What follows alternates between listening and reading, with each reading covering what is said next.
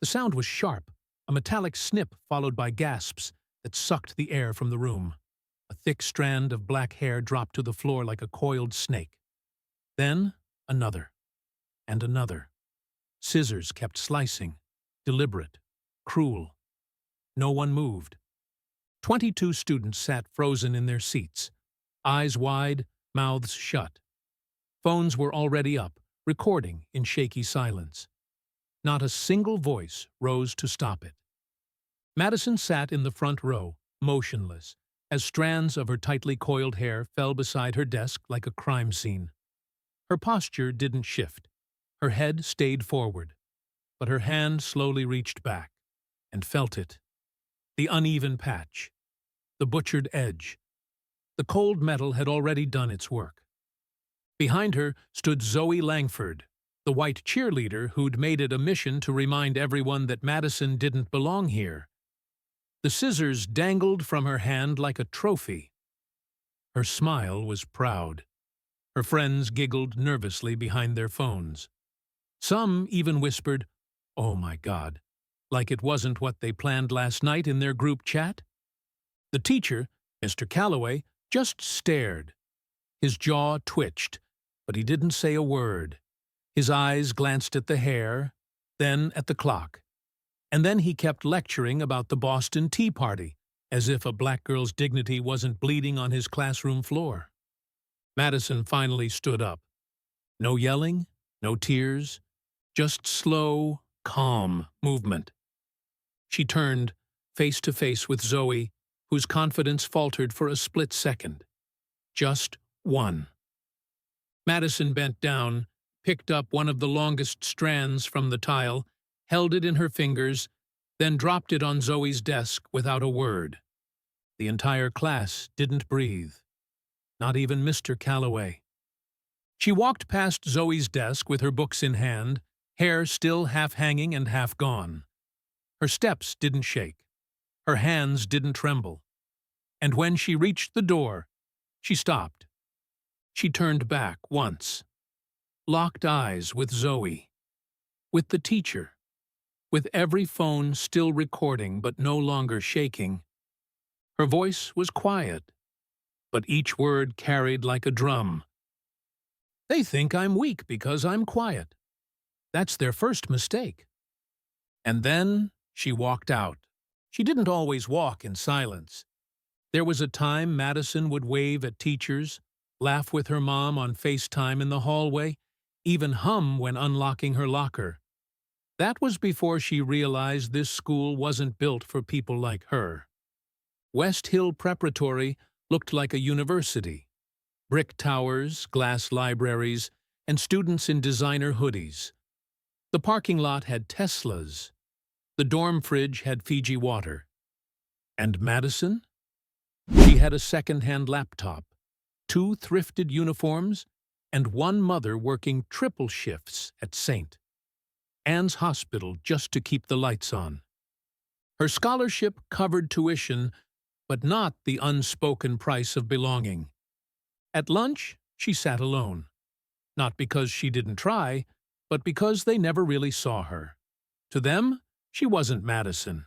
She was the scholarship girl, a diversity stat, a box someone needed checked.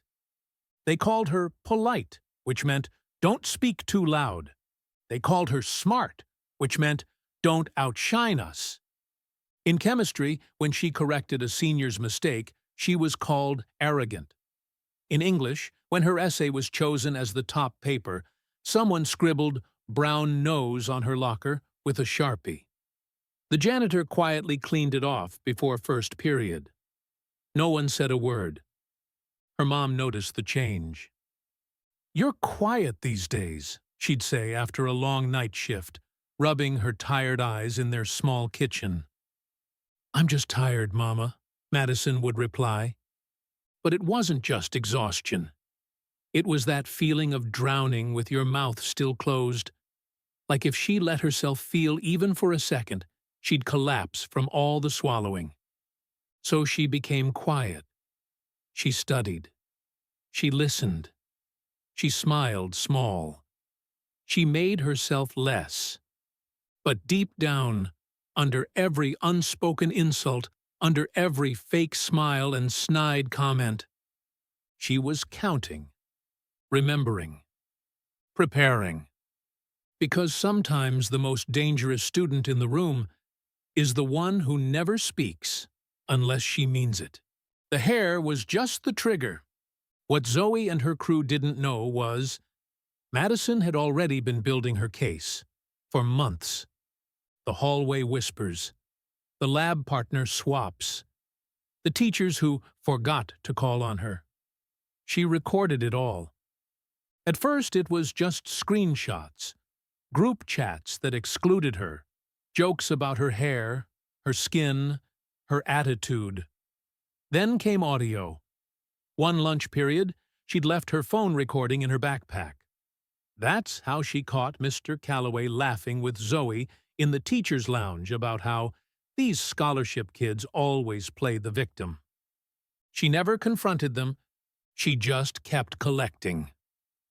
Her cousin in Chicago had told her what to do. "You ever feel like they're trying to erase you?" she said. "You hit record. Document everything. They'll hang themselves with their own words." So Madison waited, listened, saved everything to a private cloud folder called Not Done Yet.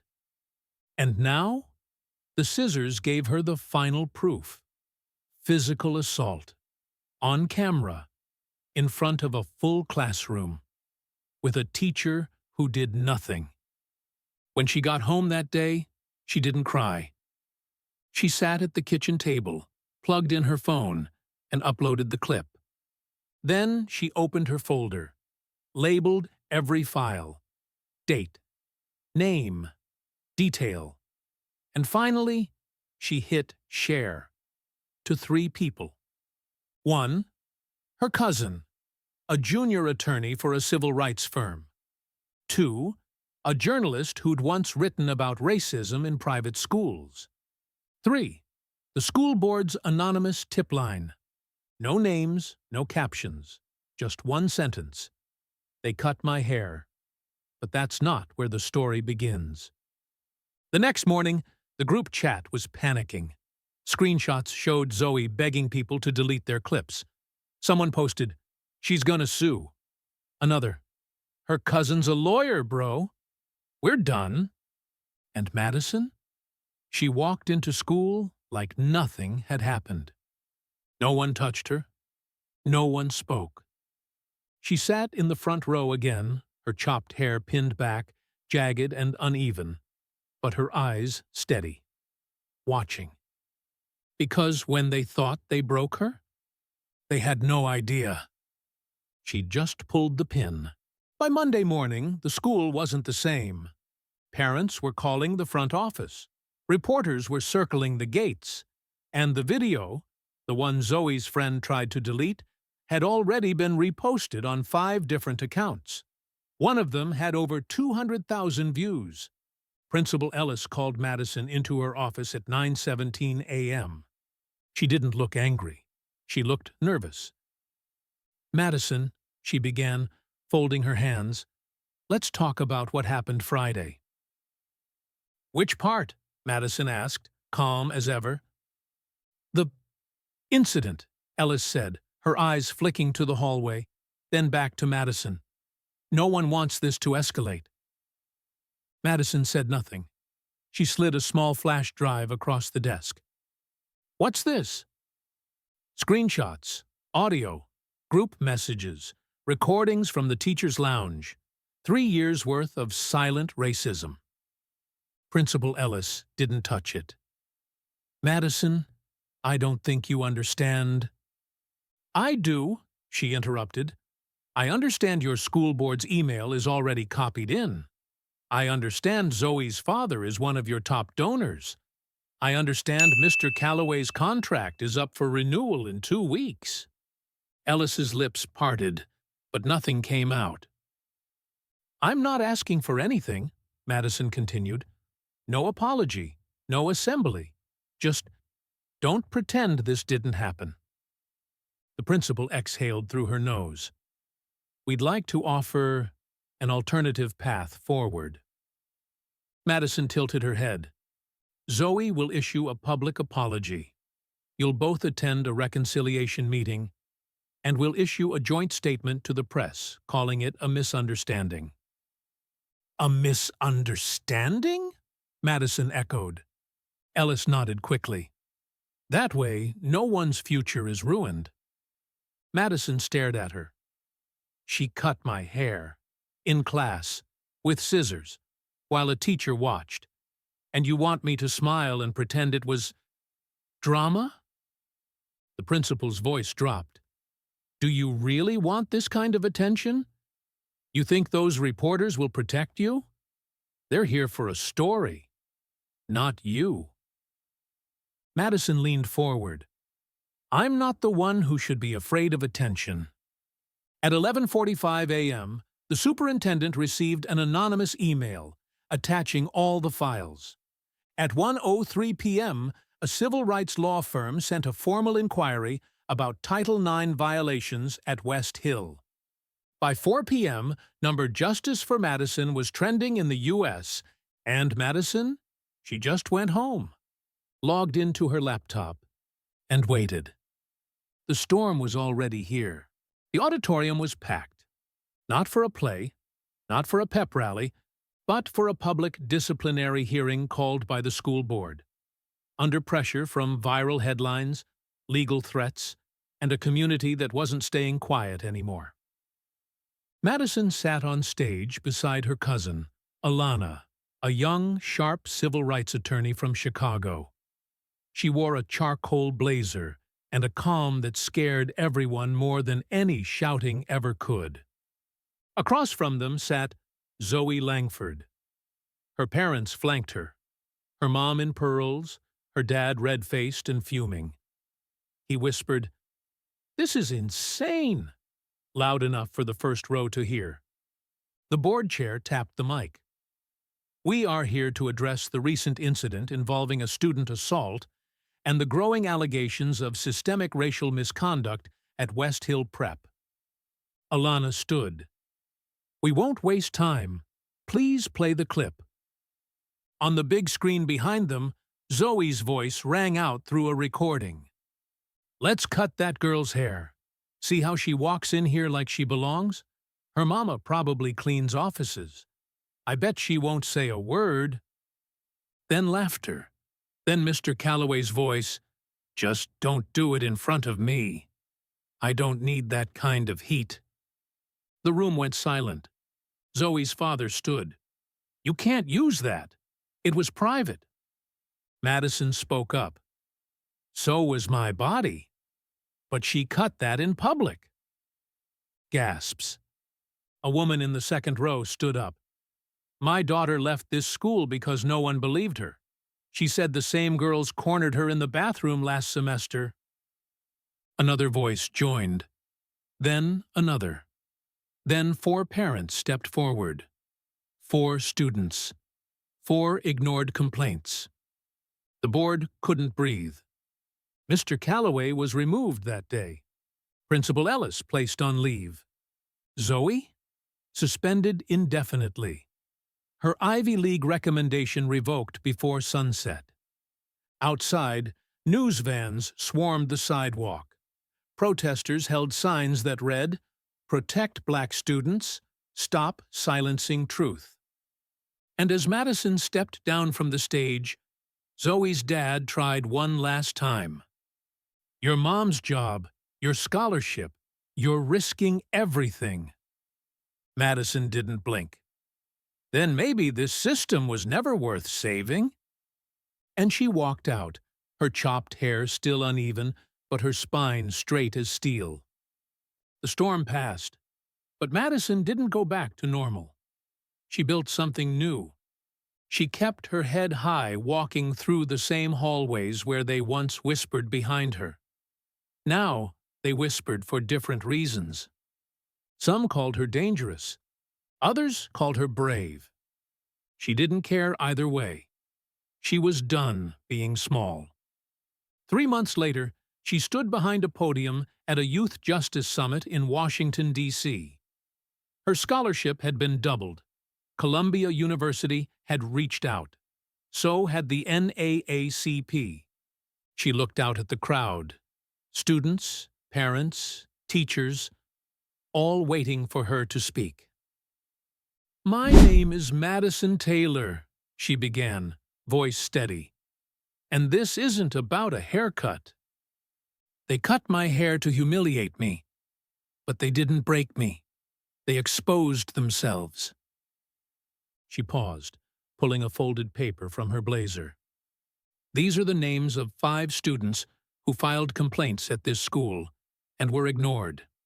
5 voices silenced by fear. Not anymore." She read each name slowly. The room stayed silent, not out of discomfort, but respect. Madison didn't cry, didn't shake. She was solid now, sharper than ever. Her final words echoed, "They wanted me to stay small, but even broken strands grow back, stronger." The room rose in a standing ovation. Later that night, she and her mom sat at the tiny kitchen table in their apartment. Same chairs, same chipped mugs, but something had shifted. Her mom looked at her. "You did it." Madison shook her head. "We did it." Her phone buzzed with messages. A girl in Ohio saying she reported her racist teacher today because of Madison's story. Another from a boy in Toronto saying he'd finally spoken up. She turned the phone off. She didn't need more noise. She sat back, ran her fingers through her still growing hair, and breathed. No applause, no camera, just peace. Because sometimes the loudest kind of justice comes from the one who never had to raise her voice to be heard. 1 year later, the school looked different, but not because they painted the walls. The change came from fear, respect, accountability, and her name. A new head principal stood at the gate now, someone who actually shook hands with every student that walked through. A new counselor's office had opened, specifically for discrimination reports, and a diversity committee finally had voting power on the board. But even with all that change, Madison never came back. She didn't need to. Her story lived on without her. She spent her summer interning at a legal advocacy group that protected students' rights, the same firm her cousin Alana worked for. Every file they opened, every case they built, Madison saw versions of herself in the victims. One afternoon, a package arrived in the mail. No return address. Inside was a photo. It showed Zoe Langford, sweeping floors in a small cafe downtown. Her hair was bleached now, her eyes tired. Behind her, taped to the wall, was a quote handwritten on lined paper. "They tried to cut me down, so I could grow back stronger." No message, no signature, just proof. That karma wasn't just real. It had a long memory. Madison didn't smile. She didn't gloat. She simply placed the photo back in the envelope and slid it into a box labeled "Done." At Columbia University, she studied political science with a minor in human rights law. The scholarship committee said they'd never seen a more qualified candidate. She spoke at conferences, wrote op-eds, helped draft new state-level protocols for handling racial complaints in private institutions. Schools that once ignored everything were now begging for her advice on how to fix it. But she kept her circle tight. Her mother, Alana. A few close friends who didn't care how viral her story had gone. One night, after a long lecture, a student waited outside the campus gates for her. He held a journal in one hand and tears in his eyes. "I just wanted to say, thank you," he whispered. "They tried to shut me up at my school, but after watching what you did, I recorded everything. They can't ignore me now. Madison nodded. Keep your files safe. Backups too. I've got 3 copies, he smiled. Then you're ready. They didn't hug. They didn't need to. Justice wasn't about noise. It was about proof and patience. And now she had both. At night, when she lay in bed and stared at the ceiling of her small dorm in New York City, she sometimes reached up to touch her hair. It had grown longer now, thicker, natural, proud. But sometimes she still wore it short, as a reminder of who she was when the world tried to break her, and who she chose to become after. Because what they didn't understand, and probably never would, was that cutting her hair wasn't the beginning of their joke. It was the beginning of her legacy. And legacies don't fade. They echo.